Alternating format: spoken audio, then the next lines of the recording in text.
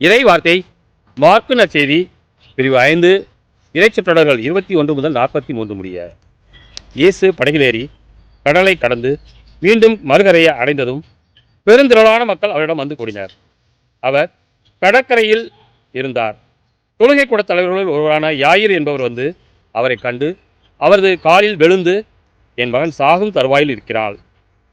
நீர் வந்து அவள் மீது உன் கைகளை வையும், அப்போது அவள் நலம் பெற்று பிழைத்துக் கொள்வாள் என்று அவரை வருந்தி வேண்டினார். இயேசு அவருடன் சென்றார். பெருந்திரளான மக்கள் அவரை நெருக்கிக் கொண்டே பின்தொடர்ந்தனர். அப்போது 12 ஆண்டுகளாய் இரத்தப்போக்கினால் வருந்திய பெண் ஒருவர் அங்கு இருந்தார். அவர் மருத்துவர் பலரிடம் தமக்கு உள்ளதெல்லாம் செலவழித்தும் ஒரு பயனும் அடையாமல் மிகவும் துன்பப்பட்டவர். அவர் நிலைமை வர வர மிகவும் கெடுத்தது. அவர் இயேசுவை பற்றி கேள்விப்பட்டு மக்கள் கூட்டத்துக்கிடையில் அவருக்கு பின்னால் வந்து அவரது மேலுடையை தொட்டார். ஏனெனில் நான் அவருடைய ஆடையை தொட்டாலே நலம் பெறுவேன் என்று அப்பெண் எண்ணிக்கொண்டார். தொட்டவுடனே அவருடைய இரத்தப்போக்கு நின்று போயிற்று. அவரும் தம் நோய் நீங்கி நலம் பெற்றதை தம் உடலில் உணர்ந்தார். உடனே இயேசு தம்மிடமிருந்து வல்லமை வெளியேறதை தம்முள் உணர்ந்து மக்கள் கூட்டத்தை திரும்பி பார்த்து, என் மேலுடையை தொட்டவர் யார் என்று கேட்டார்.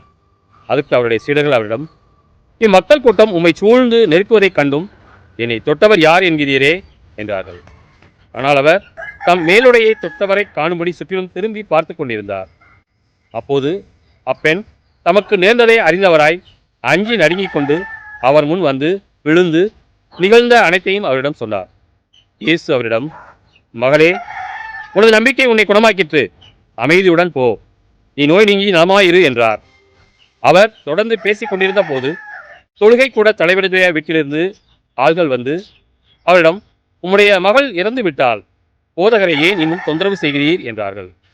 அவர்கள் சொன்னது இயேசுவின் காதில் விழுந்ததும் அவர் தொழுகை கூட தலைவரிடம், அஞ்சாதீர், நம்பிக்கையை மட்டும் விடாதீர் என்று கூறினார்.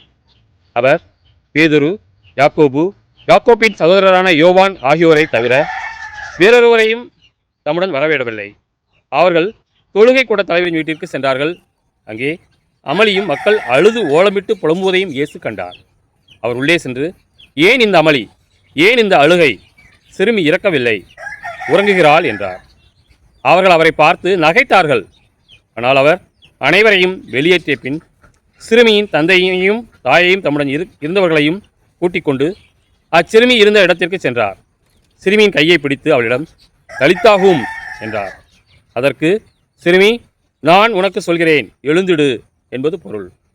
உடனே அச்சிறுமி எழுந்து நடந்தாள். அவள் 12 வயது ஆனவள். மக்கள் பெரிதும் மலைத்து போய் மெய்மறந்து நின்றார்கள்.